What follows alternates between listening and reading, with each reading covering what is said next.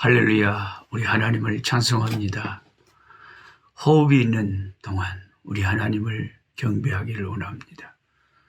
하나님 덕분에 우리가 생명을 갖게 되었고 또한 오늘 또 숨쉬고 살 수 있음을 고백합니다. 오늘 2022년 5월 14일 토요일입니다. 욥기 8장에서 10장의 말씀을 오늘 말씀 공부하도록 하겠습니다. 참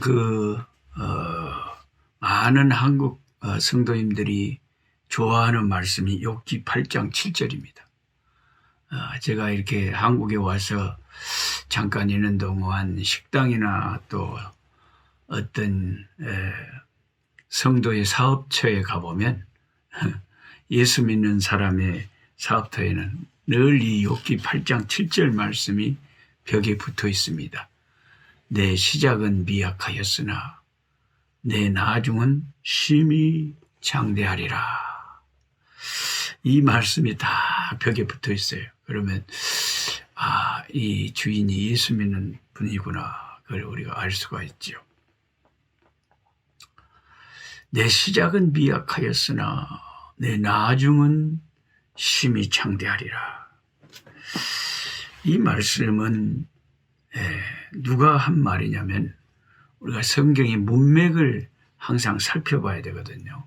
성경의 문맥과 또 당시의 배경과 여러 가지 상황을 살펴봐야 되는데 문맥을 보니까 지금 이 말을 하고 있는 사람이 수아 사람인 빌닷이라고 하는 친구가 욥의 친구가 하는 말 중에 이 말이 들어 있습니다.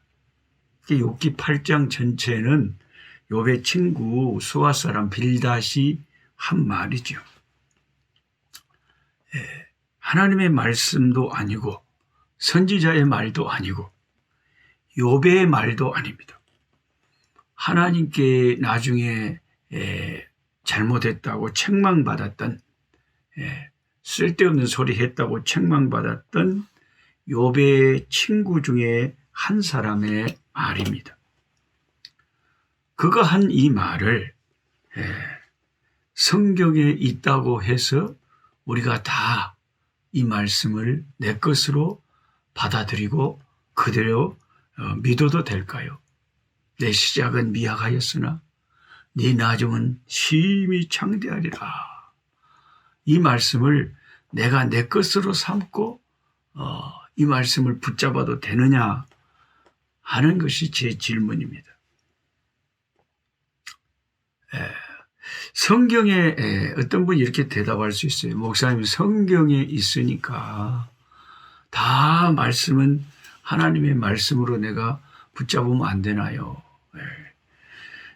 물론 그 말이 틀린 말은 아니지만 성경에 있다고 해도 우리가 다 내가 받아들여야 될 말씀만 있는 게 아니라 어떤 말씀은 그렇게 해서는 안 된다는 말씀도 있거든요. 경계로 주신 말씀도 있거든요. 예를 들어서 성경에 기록되어 있는데 사울이 하나님 말씀을 불순종하는 말씀이나 가룟 유다가 밖에 나가 목매달아 죽으니라. 그런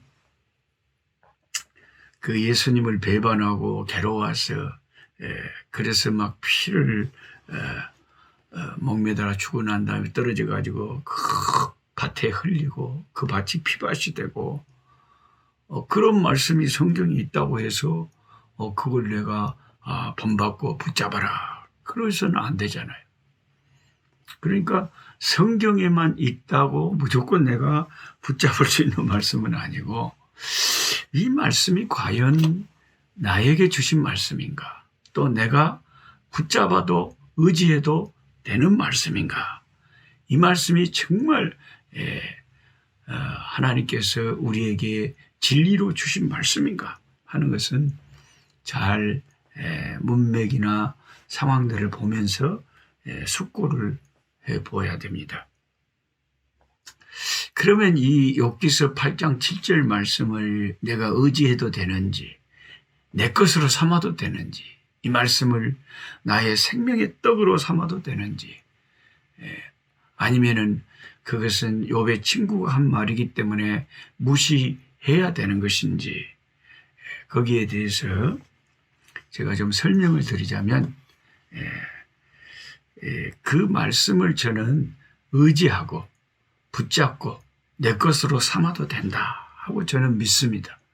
그 이유가 첫째는 이 8장에 빌닷이라고 하는 친구가 하는 말을 다 들은 후에 욥이 어떤 반응을 보였는가 하는 것을 살펴볼 수가 있거든요.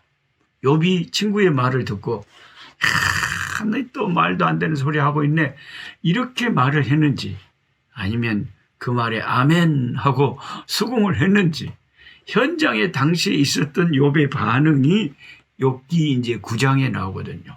8장이 끝난 9장에 1절 2절에 말씀을 보면 욥은 빌닷의 말을 철저히 긍정하고 있습니다. 네 말이 진리다. I know that your word, 네 말이 is true. 네 말이 true, 진리라는 것을 I know, 나도 안다. 진짜 욥은 빌닷의 말을 듣고 정말 맞는 말씀이다 라고 수긍을 하고 인정을 했습니다.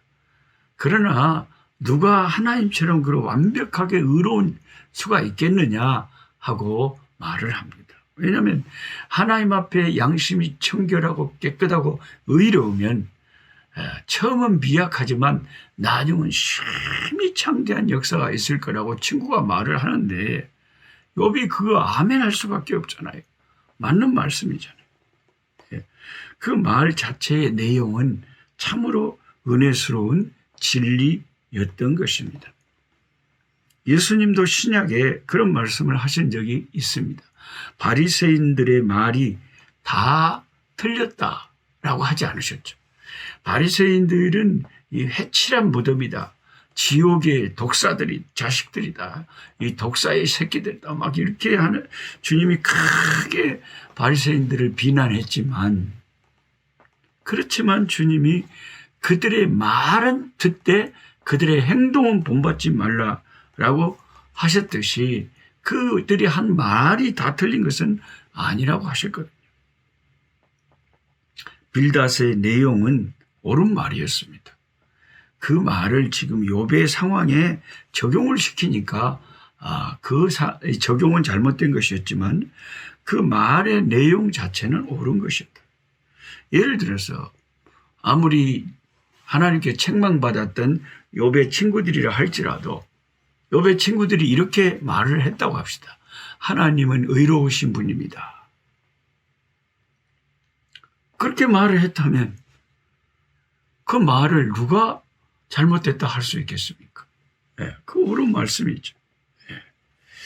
그래서 이 아무리 책망받은 욥의 친구 빌닷이 한 말이지만 그가 이렇게 친구에게 한 말, 내 시작은 미약하였으나 나중은 심히 창대하리라, 이 말씀 자체는 하나님을 신실하게 경외하고 마음이 청결하고 깨끗하고 주를 의지하는 자는 정말 시작은 미약하지만 갈수록 하나님이 창대케 되는 역사를 해 주시는 것은 일반적으로 옳은 말씀이고 진리의 말씀이고 아멘입니다. 할렐루야.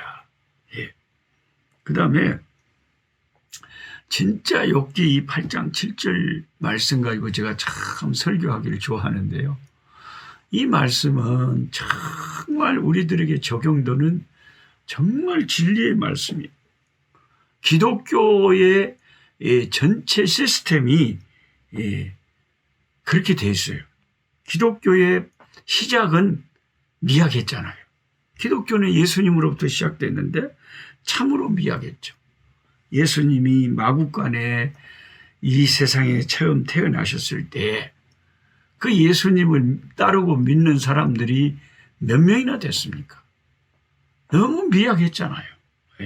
그때는 천사들이 나타나서서 그 양치는 목자들에게 하나님의 아들이 탄생했다고 알려준 그 목자들과 예수님의 부친 요셉과 모친 마리아 외에는 예수님이 하나님의 아드님이신 것을 알고 믿는 자들이 극소수였던 그분들밖에 없었다. 세상 사람들은 전혀 예수님을 하나님의 아들로 구세주로 메시아로 알지 못했었습니다.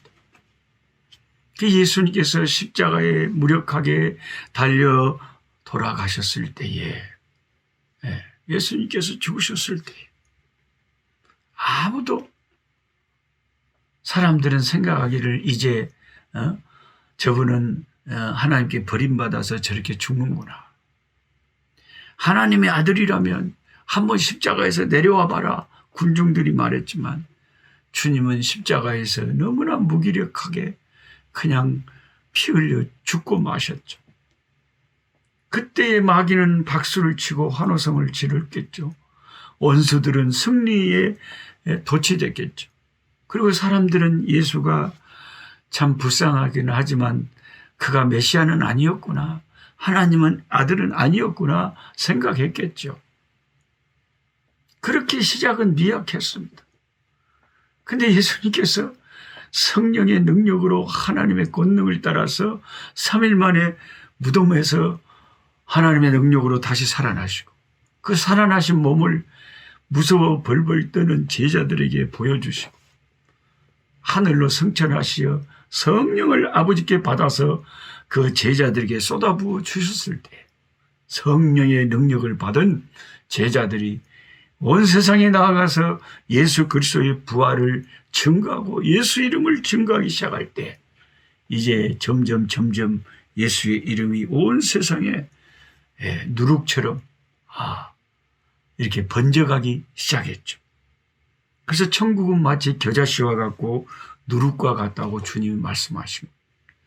이 천국 복음의 역사는 누룩이 조그만 그 누룩이 온 밀가루 서마를 다 그냥 다 부풀어 영향을 미치는 것처럼 예수의 이름이 온 세상을 다 영향을 미치는 것이고,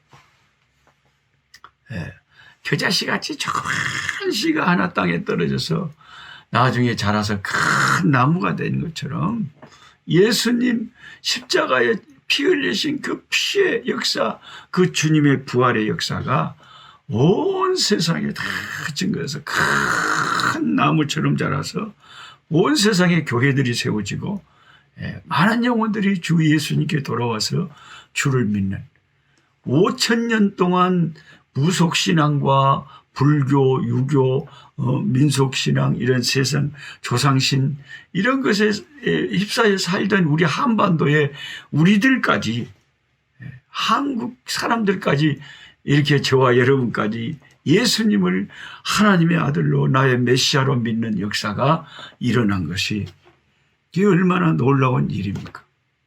그래서 성경은 말하기를 물이 바다를 덮은 같이 먼 미래에 이제 온 세상에 여호와를 아는 지식이 세상에 가득하게 될 것이다. 물이 바다를 꽉 덮고 있는 같이 여호와를 아는 지식이 온 세상에 충만하리라. 할렐루야. 그렇게 될 때에 예수님이 만왕의 왕으로 다시 오셔서 새 하늘과 새 땅을 지으시고 구속받은 백성들과 함께 왕이 되셔서 우리를 다스리고 천년왕국 사실 때에 그때의 물이 바다를 덮은 같이 여호와를 아는 지식이 온 세상에 가득하리라는 말씀이 그대로 이제 임하게 될 것이고,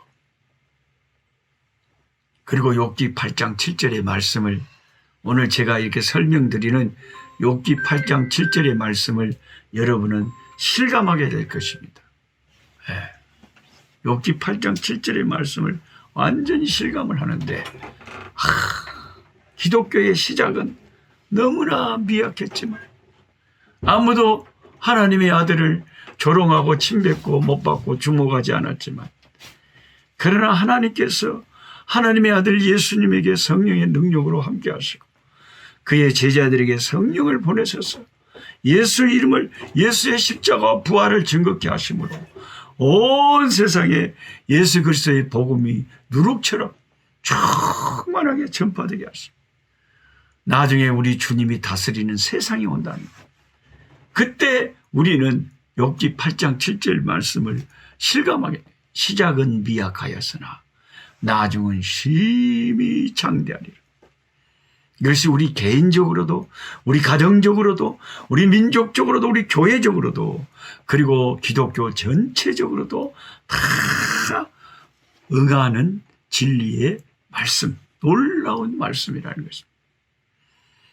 저는 개인적으로 저희 집에서 처음 예수를 믿고 저희 집에서 처음 교회라는 곳을 나간 사람입니다. 저희 집에 첫 선교사가 저죠. 중학교 1학년 때 교회를 전남 보성군 벌교 회중 상군 꼴불하게 살면서 벌교 중앙교회 다녔습니다. 그리고 교회를 이렇게 처음에 중학교 1학년 때 다니기 시작했어요. 그때는 우리 가족 친척 아무도 교회를 다니거나 예수를 믿는 사람이 없었어요. 하나님이 저를 맨 먼저 부르시고, 그래서 우리 집에 예수 믿는 이 영적인 세력이 미약했죠. 근데 지금에 와서는 우리 어머니 예수 믿고 유선 집사님이 되셔서 예수 믿다가 하나님 앞에 가셨고, 저희 형님도 안수 집사님이시고 저희 형수님도 권사님이시고, 우리 식구들이 또 제가 이제 예수 믿는 자매를 만나서 결혼을 해가지고 제 3명의 한국 자녀들이, 12명의 아프리카 자녀들이, 또 많은 사람들이, 저 한 사람 때문에 많은 사람들이 또 예수 믿게 됐어요. 처음은 미약하였으나 나중은 심히 창대하게 되는 역사들을 영육간에 저는 경험하고 있습니다. 그리고 욥기 8장 7절 말씀이 너무너무 은혜스러운 진리의 말씀인 것이죠. 그 다음에 욥기 이 10장에 가보면 욥의 말실수가 나옵니다. 욥기 10장 3절에 욥이 진짜로 욥이 그런 말을 했을까 믿을 수 없을 그런 참 이상한 말을 합니다.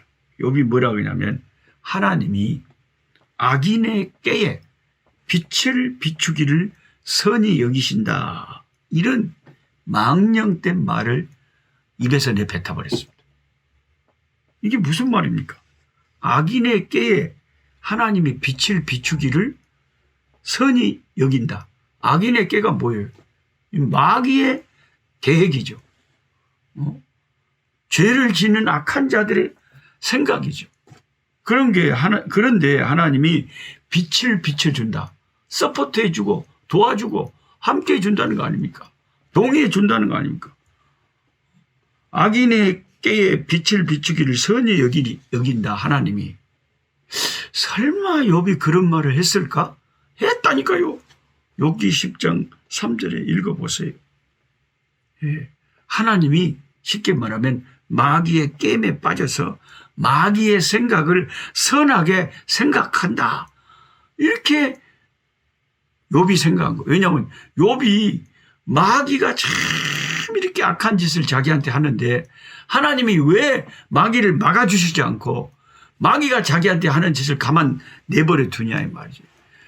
마귀의 그 악한 꾀에 하나님 빛을 비춰주시는 것을 선하게 생각한다, 이런 말도 안 되는 말을 한 거예요. 하나님은 절대 마귀의 생각에 동조하지도 않고 마귀의 꾀에 빛을 비춰주지도 않고 마귀의 꾀를 선하게 생각하지도 않습니다.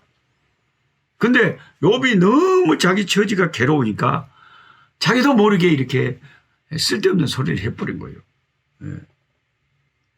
그리고는 그 다음 욥기 10장 4절엔 더 믿을 수 없는 말을 하는데, 하나님이 사람처럼 눈이 있어서 볼 수 있느냐? 하나님이 사람처럼 귀가 있어서 들을 수 있느냐? 이런 말을 합니다. 또 자기가 너무너무 괴로운데 하나님이 보시지도 않은 것 같고 자기의 이 외침을 듣지도 않으신 것 같고 응답도 안 하시니까 그렇게 깝깝해서 자기도 모르게 그냥 푸념을 투정의 말을 한 것이죠. 근데 그런 말을 하나님의 귀에 다 들리지 않습니까? 하나님이 그런 말을 들을 때 얼마나 섭섭하고 얼마나 하나님이 참 마음이 참 답답하시겠어요. 말도 안 되는 소리를 하니까. 아니 하나님이 사람처럼 눈이 있어서 볼 수 있느냐 이런 말 하는데 한 가지 물어봅시다. 저와 여러분의 눈을 누가 만들었습니까? 저도 눈이 그렇게 큰 편은 아니지만은 눈이 쬐깐해도 다 보고 삽니다. 근데 이 눈을 누가 만들었냐요? 하나님이 눈을 만드셨잖아요. 그러면 눈을 만드신 분이 못 보겠어요? 길을 누가 만들었습니까? 하나님이 길을 만드셨잖아요. 그러면 길을 만드신 분이 못 듣겠어요? 말도 안 되죠. 다 듣고 보고 계시죠. 욥이 하도 자기 상황이 답답하니까 그런 그냥 푸념을 한 것인데 그런 말이 하나님이 들으실 때 참 하나님이 속이 상하시겠죠. 말도 안 되는 소리 하고 있으니까. 그래서 여러분 욥기 38장이 이제 이해가 되시죠? 왜 하나님이 폭풍우를 대동하고 욥에게 하나님이 막 질문 세례를 퍼부으시면서 욥을 몰아붙이는지. 욥이 이렇게 쓸데없는 말도 안 되는 소리를 했기 때문에 하나님이 욥에게 물어보고 싶은 말이 있었던 거예요. 하나님이 욥에게 물어보고 싶은 말이 있었던 거예요. 욥도 하나님에게 물어보고 싶은 말이 많았지만 하나님이 욥의 질문에 대답하시기 전에 하나님은 먼저 욥에게 물어보고 싶었던 말이 있었던 거죠. 이게 가장 정확한 답은 때로는 질문이다 그러잖아요. 그래서 어떤 목사님이 설교했을 때 그런 말씀을 하시더라고요. 어떤 가정에 같이 결혼하기로 약혼한 사람이 있었대요. 한 자매에게. 그 실제 이야기인데 서울에 사는 이 자매가 자기 약혼자가 어느 날 결혼을 앞두고 운전을 하다가 교통사고를 당했는데 세상에 팔 하나가 그냥 이제 절단을 해야 돼. 그 팔이 하나 없는 외팔이가 돼버린 거죠. 외팔이가. 그래서 이제 늘 병원에 다니면서 지극정성으로 간호하고 하는데 자기 친정 아버지하고 어머니가 이 딸을 불러놓고 신중하게 물어보더라는 거예요. 너 그 사람하고 결혼할 거냐? 약혼 취소해라. 파혼해라. 지금이라도 어떻게 팔 하나 없는 사람하고 네가 평생 산단 말이냐.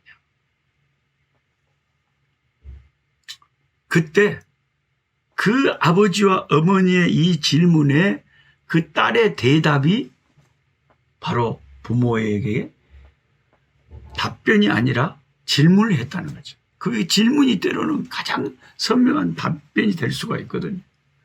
뭐라고 부모님에게 물어봤냐면 아버님, 아버지가 만약 이렇게 어머니를 사랑하면서 함께 사시는데 엄마가 교통사고 당해서 팔이 하나 부러졌다면 엄마하고 이혼할 겁니까? 팔 없는 엄마하고 살 겁니까? 그렇게 물어보니까 아버지가 당연히 나는 너가 엄마랑 팔 없어서 살 거다. 그랬대요. 그래서 이 딸이 아버지의 그 대답을 듣고 더 이상 말을 안 하고 방을 나갔는데 부모들이 그 질문을 듣고 그 딸의 마음을 알게 됐다는 거죠. 그래서 팔이 하나 없는 약혼자하고 결혼을 했다는 것입니다. 하나님이 욥의 질문에 다 대답을 해주고 싶으셨겠죠. 그런데 하나님이 대답 대신에 욥에게 질문을 한 거예요. 내가 세상을 창조할 때 네가 그때 어디 있었느냐. 그런 질문부터 시작해가지고 아주 희한한 동물들의 막 이름들까지 우리가 참 현대인들이 들어보지도 못한 동물들 막 이름들을 들먹이면서 네가 그런 동물을 제어하고 다스릴 수 있느냐? 못하거든요. 욥은 하나님이 창조하실 때 거기 있지도 않았거든요. 그런 상대도 할 수 없거든요. 그런 악어하고 싸워서 이길 수가 있겠습니까? 공룡하고 싸워서 이길 수 있겠습니까? 베헤못, 하마하고 싸워야 이길 수 있겠습니까? 그러면 네가 그런 거 하나도 감당하지 못한 인간이 왜 뭘 안다고? 내가 세상을 지을 때 같이 있지도 않았으면서 네가 뭘 안다고? 하나님이 귀가 있냐, 눈이 있냐? 하나님이 악인에게 빛을 비춘다? 별소리를 네가 다 하는데 네가 그런 말 할 자격이 있냐? 이렇게 하나님이 사실은 물어보는 것이 욥기 38장 이후에 그 하나님의 엄청난 질문 세례라는 것이죠. 여러분, 이 욥기서를 이제 조금 이해가 되시죠? 욥의 친구들이 막 이야기하는 것도, 욥이 고통 중에 막 이야기하는 것도, 어떤 말은 맞는 말도 있고 어떤 말은 하나님의 깊이 잘 모르고 그냥 인간적으로 괴로워서 그냥 짓거리는 말도 있어요. 그게 우리 한계를 가진 우리 인간이죠. 우리가 신앙생활 하면서 어떤 목사님들은 뭐라 그러더라. 제가 그러잖아요. 어떤 목사 따라다니지 마라. 조심해라. 그런 게 애국 아니다. 그래 말해. 어떤 분은 제 말을 듣고 목사님 말씀이 맞습니다 하는 분도 있고, 어떤 분은 아니요, 노록스 성교사님 뭘 몰라서 하는 소리요. 이런 사람도 있고, 다 사람마다 이론이 분분하고 애국의 방법이 분분하고, 다 어떤 사람은 이게 옳다, 어떤 사람은 저게 옳다. 다 생각이 예수를 믿어도 다 다르잖아요. 목사님들도 다 다르잖아요.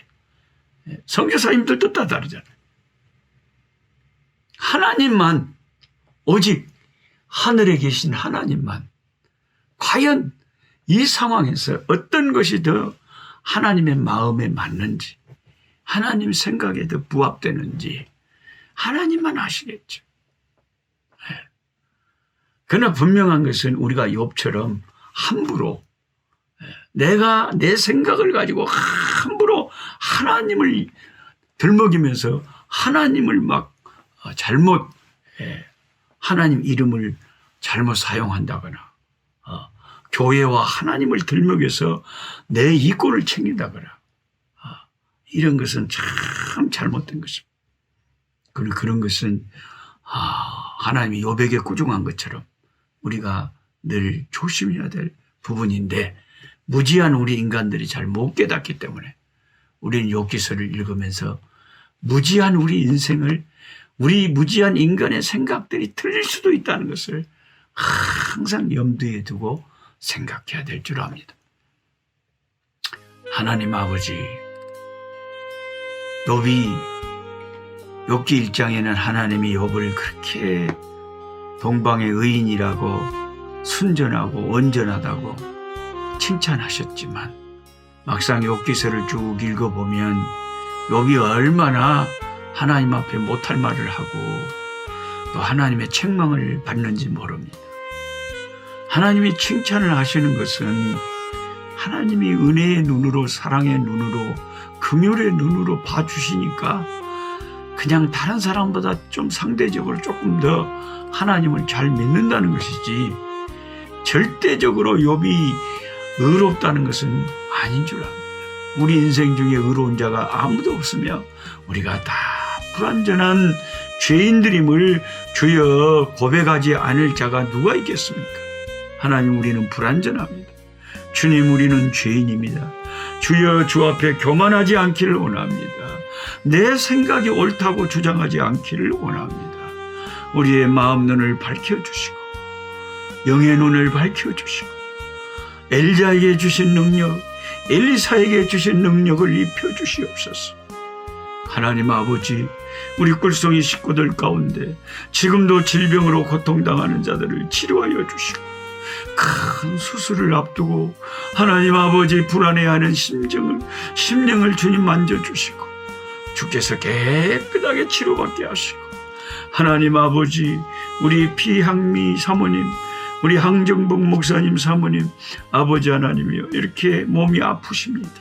아버지 하나님이 면역이 되지 않는 아버지 하나님이여 이런 질병으로 고통 중에 있어 하나님 우리 사모님의 면역을 하나님이 면역이 되어주시고 성령님이 면역이 되어주시고 예수님 우리의 생명의 능력이 되시고 원천이 되시니 우리의 창조주 되신 하나님께서 우리 사모님에게 아버지 하나님의 능력을 베푸셔서 면역이 되어지게 하시고 면역세포가 아버지 생기게 하시고 하나님 아버지 건강하고 아버지 몸무게가 늘며 회복되고 힘을 얻을 수 있도록 주님 역사하여 주시옵소서.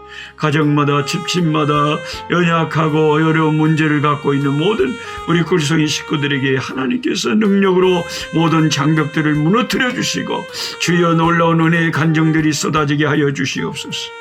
예수 그리스도 이름으로 기도드리옵나이다. 아멘. 약한 자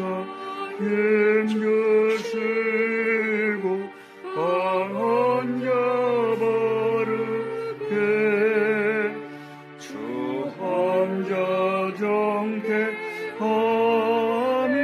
주님의 뜻이라 해 아래 압박 있는 곳 주 거기 계셔서 그 팔로 막아 주시오